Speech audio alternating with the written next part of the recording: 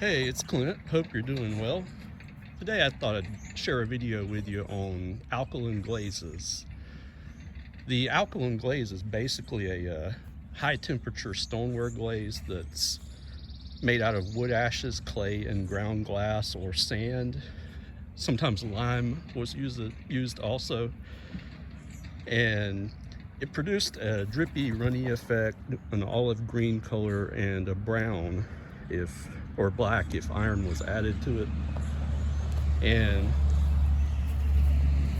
it was first developed around 1810 in Edgefield, South Carolina by a potter named Abner Landrum.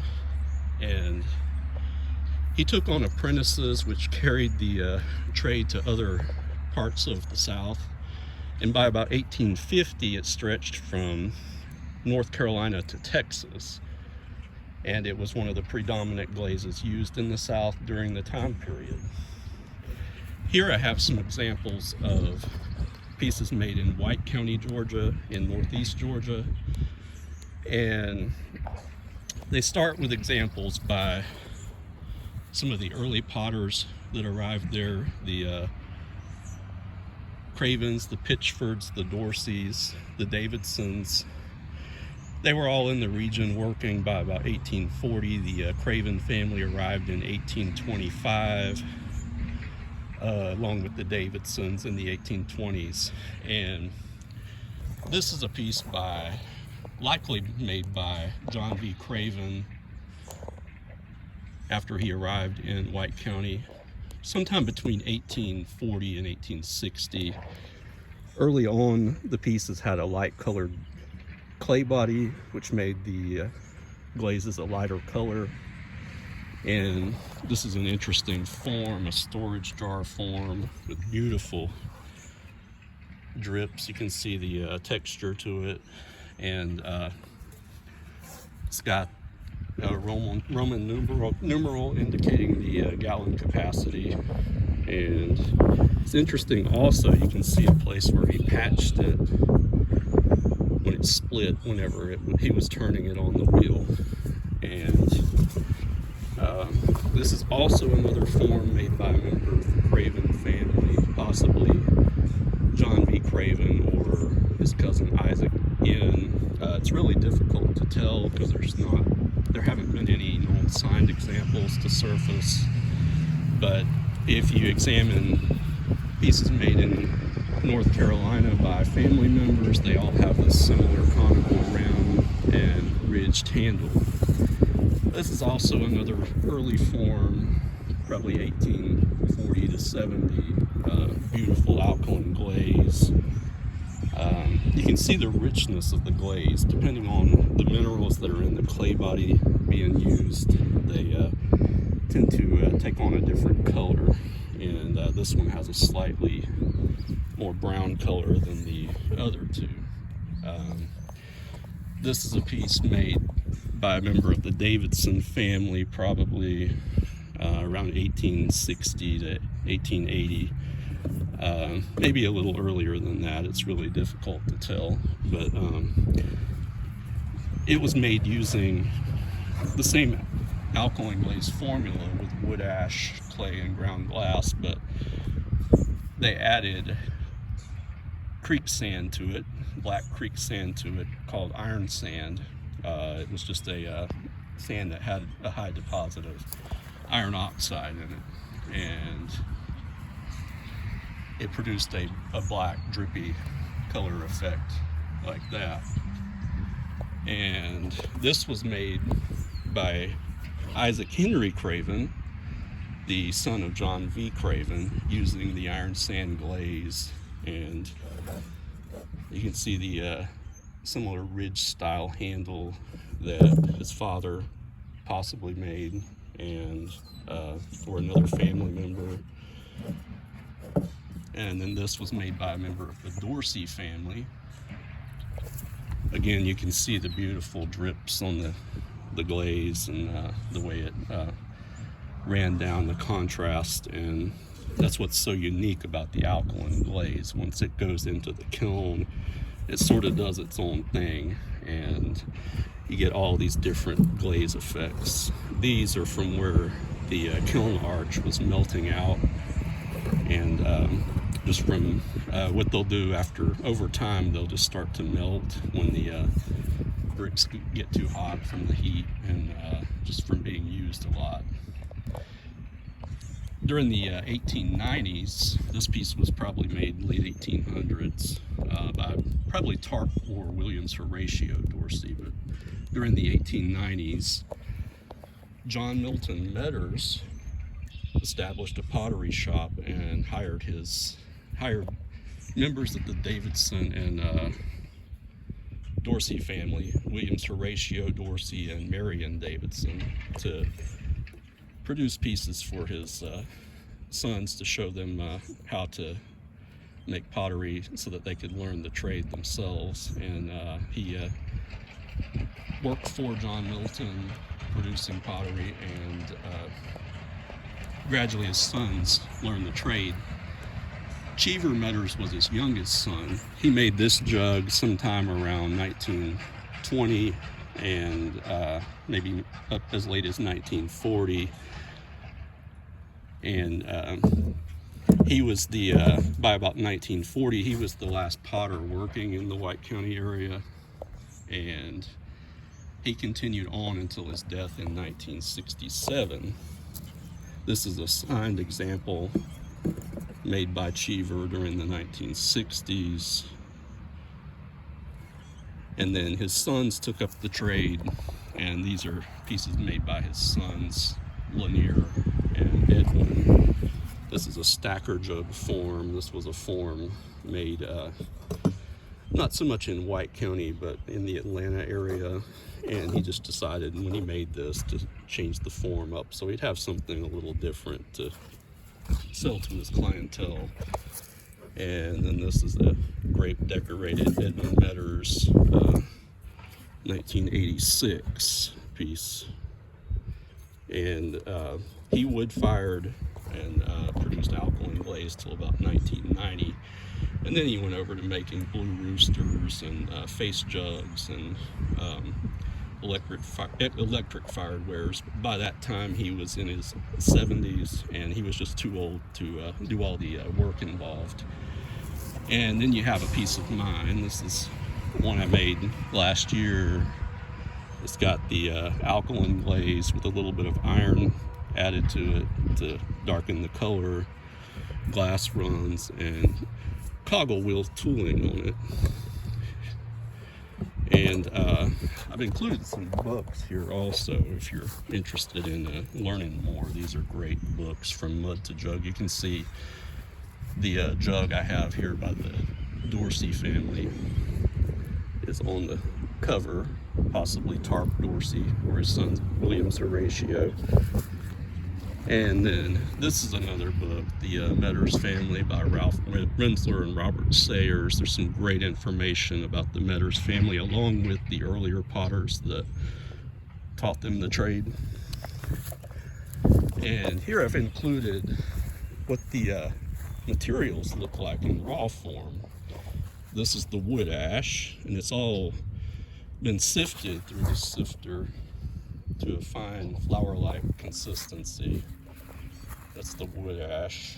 And then the glass, it just looks like a flour consistency. And then that's the iron oxide.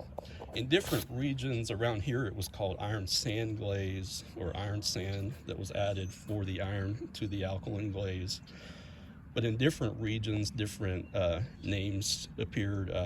In Middle Georgia and South Georgia, it was called paint rock glaze. There was a rock that had naturally occurring iron oxide in it that they used. And then in western North Carolina, they would use scraps from iron foundries, and it was called iron cinder glaze in that region. But that's what that looks like. In here, I'll show you how they produced the glaze in the 19th century. In the 19th century, they had what was called a glaze mill. And they didn't have a way of sifting the materials down finer than about the size of a screen wire, so they needed to grind it further, and this was how they did it. And the way it works is they would take and after they would get their glaze mixed up, I'll show you here. This is my, let me show you the glazes first. This is my regular alkaline glaze. This is my alkaline glaze with iron added to it to darken the color. This will look like what the jug outside looked like. And then over here is a clear glaze.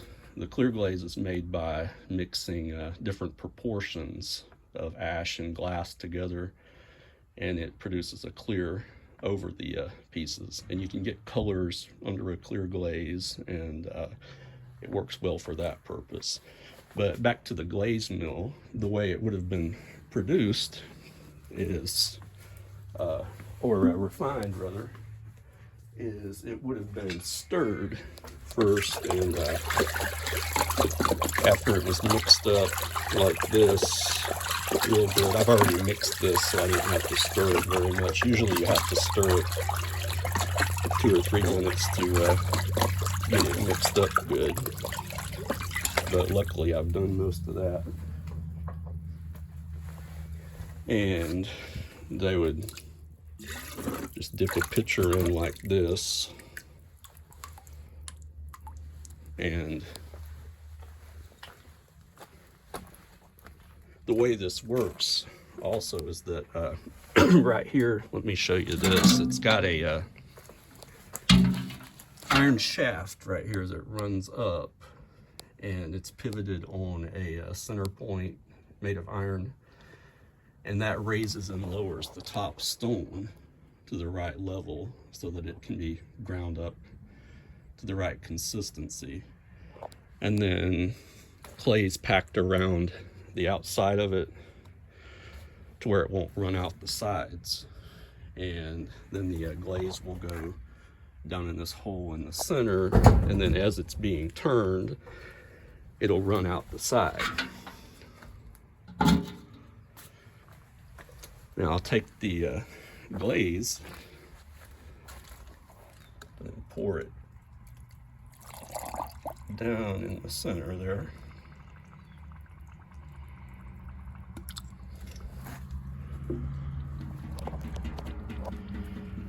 And then start turning it. And as you turn it, it'll start to run out the side here.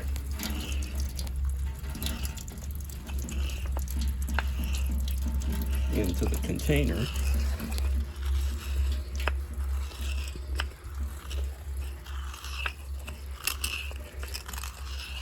And this process was repeated over and over until all the glaze was gone, and then it was ready to go. I use this occasionally still myself in case sometimes there's still some grit left in my glaze, or if I want to refine it down further from where I've sifted it already, then I use this. During the 19th century and early 20th centuries, they were doing this about once a month probably. Used to, when I would use this more, it would take me about 4 hours to grind about 15 gallons of glaze. So it's not terrible. I was only doing it about 4 times a year. So it's not terrible, but it's not really something you want to do on a daily basis. So we're lucky we're living in the 21st century, and we've got better ways of refining it, but it's still really cool to have one of these and to show how it's done. But that's how that was produced.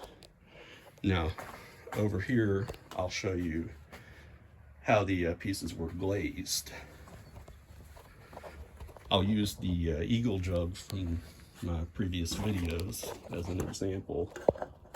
Oops, sorry about that.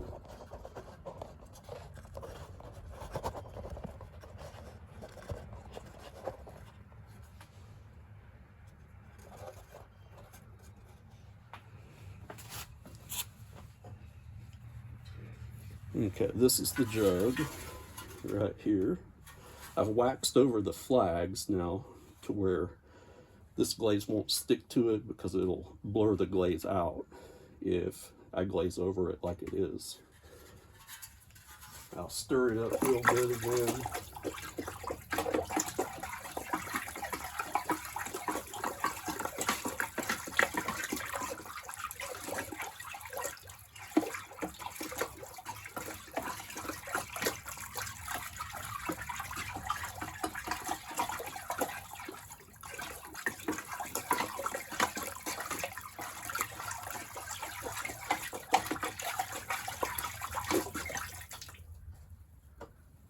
And then you just dip it down in there.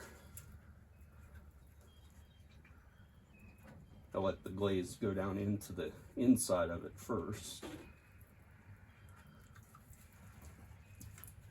Swirl it around a couple of times to make sure it goes on even, and then shake it where the glaze goes inside the bottom and dump it out. And that's what it looks like. And then set it to the side and let it dry. Now let me rinse my hands so I don't get it all over the camera. Sorry about this. And I also wanted to show you a couple of pictures of what a 19th and early 20th century glaze mill would have looked like. This is one from the upcountry of South Carolina, taken probably during the late 19th century, of two potters working in their shop using a glaze mill.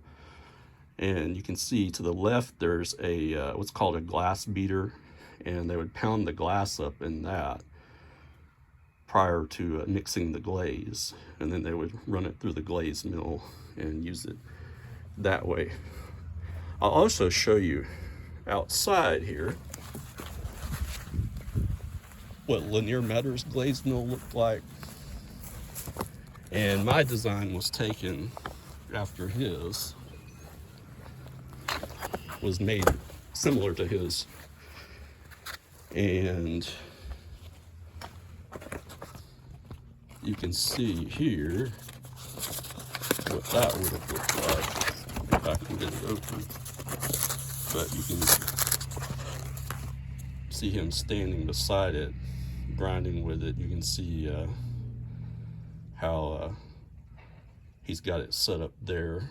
But this book is really great. It's definitely something if you want to learn more about folk pottery, Northeast Georgia folk pottery, and collecting it. It's definitely something you would want to get. But it shows how he pours it into the center and